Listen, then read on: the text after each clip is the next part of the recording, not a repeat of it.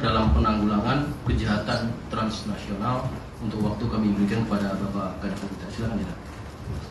Terima kasih kepada Kabid Humas Polda Metro Jaya yang kami hormati Bapak Kabar Eskrim, Kapolda Metro Jaya, PLT Sesmenko, SOS, rekan-rekan sekalian, terutama rekan-rekan media. Pada kesempatan ini, izinkan saya menyampaikan beberapa informasi yang kiranya bermanfaat ketika nanti rekan-rekan menyampaikan kepada publik. Yang pertama, bahwa pada prinsipnya kasus TPPO ini selalu berinteraksi dengan dunia internasional. Ini yang dinamakan dengan kejahatan transnational crime. Dan terkait dengan kejahatan transnational crime TPPO, atensi utama dari Bapak Presiden, kita mendeteksi bahwa kejahatan ini terjadi di beberapa negara wilayah Asia Tenggara, Timur Tengah, termasuk beberapa negara di Eropa.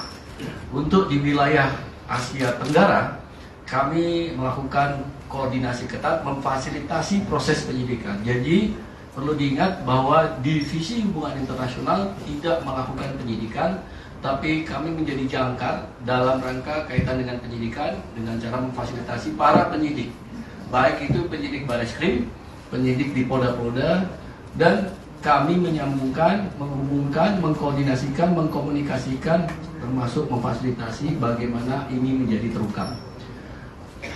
Dalam kaitan interaksi dengan dunia internasional, beberapa negara Asia Tenggara, beberapa negara Timur Tengah sangat kooperatif dalam pengungkapan TPPO.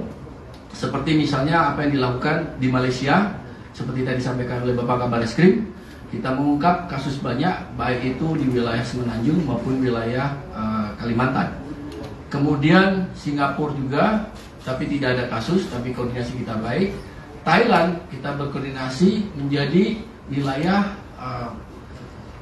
penyelundupan, ya, jadi tidak terjadi kasus di Thailand, tapi menjadi wilayah penyelundupan untuk wilayah Myanmar, ya, masuknya lewat Thailand, Myanmar, dan Kamboja, serta Vietnam. Jadi Thailand sangat kooperatif. Untuk Vietnam juga sangat kooperatif. Untuk Kamboja pada beberapa kasus yang lalu mereka kooperatif, tapi dalam kasus tindak pidana yang sekarang ditangani oleh Polda Metro Jaya, kami menghadapi tantangan yang sangat complicated.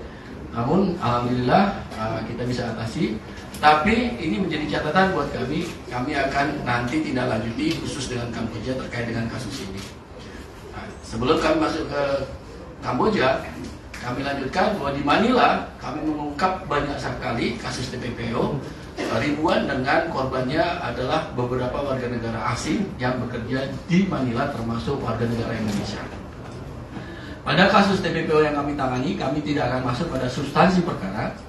Kami akan sampaikan bahwa koordinasi kami dengan Kamboja pada kasus-kasus TPPO yang lalu kami sangat mudah berkoordinasi.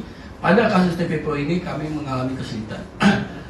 Nah, kesulitan itu menjadi tantangan bagi kami, sehingga kami harus melakukan koordinasi yang ketat dengan didukung oleh KBRI, khususnya karena kami tidak punya atas Polri di Kamboja. Kami mengempowering dukungan dari atas pertahanan.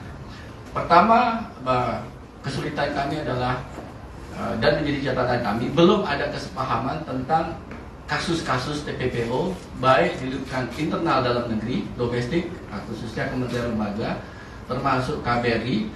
Sebagian menganggap ini belum terjadi tindak pidana, tapi kami yakinkan bahwa ini telah terjadi tindak pidana. Kedua,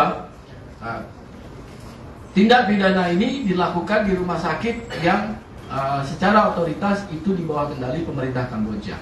Terjadi, ya, di situ kami sampaikan rumah sakit Preket Mealea, ya. Jumlah korbannya nanti akan disampaikan oleh Polda Metro Jaya. Terjadi eksekusi transaksi ginjal itu di rumah sakit pemerintah, ya. Dan ini menjadi catatan, sehingga kami harus berkomunikasi dengan otoritas yang lebih tinggi, bahkan kami ke staf khusus Perdana Menteri berkomunikasi untuk meminta bantuan memulangkan para korban TPPO ini, ya. Kami juga berkomunikasi ketat dengan kepolisian Kamboja, kami berkomunikasi ketat dengan Interpol Kamboja, dan alhamdulillah kasus ini bisa terungkap.